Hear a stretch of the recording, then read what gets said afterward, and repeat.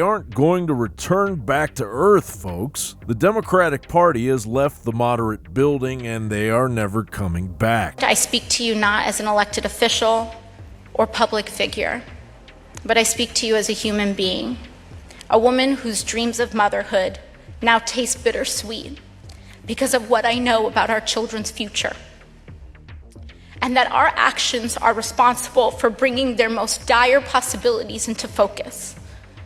I speak to you as a daughter and descendant of colonized peoples who have already begun to suffer.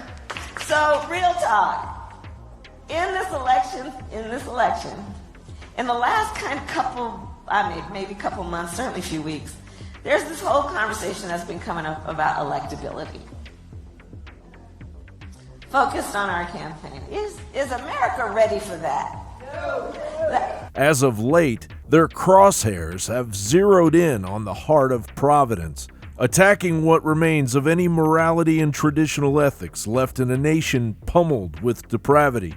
And so I hope that in this country, people who say that they're Jesus-loving, God-loving, that they pay more attention to God-loving, Jesus-loving people on this side of the border with brown skin that are desperate, that are being treated cruelly by this president because he clearly doesn't care about them. We need to change this policy.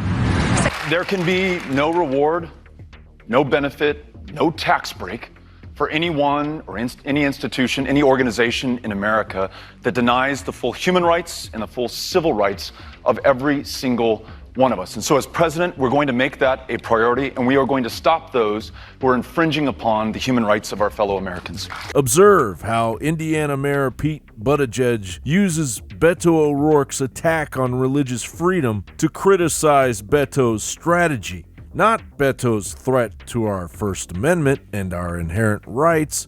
That would be a scandal for this new left. So if we want to talk about anti-discrimination law for a school or an organization, absolutely. They should not be able to discriminate. But going after the tax exemption of churches, Islamic centers, or other religious facilities in this country, I think that's just going to deepen the divisions that we're already experiencing at a moment when we're actually seeing more and more people, motivated often by compassion and by people they love, moving in the right direction on LGBTQ rights, which is obviously extremely important to me personally.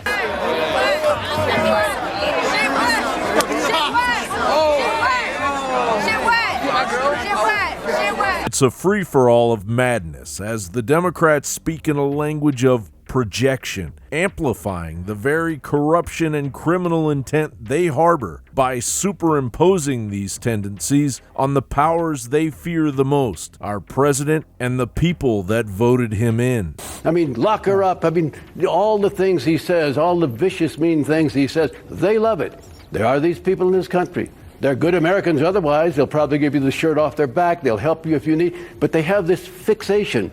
They want to return this country to the white Christian country that they believe it should be again. They don't want the diversity, and they follow him for this. But they're not the country. We are a diverse people. We're good and strong because of that, and we're going to come back to that, I assure you. I think the American people are starting to realize it because this president is truly becoming unhinged.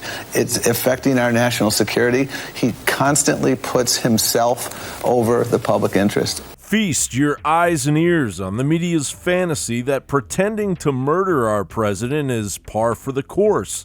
But when a satirical video depicting President Trump dishing out the same medicine to those publications is screened at one of Trump's resorts, it is condemned as macabre and shocking by the New York Times.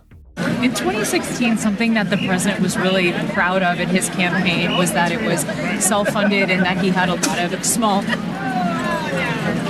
Oh, nice. I'm so sorry.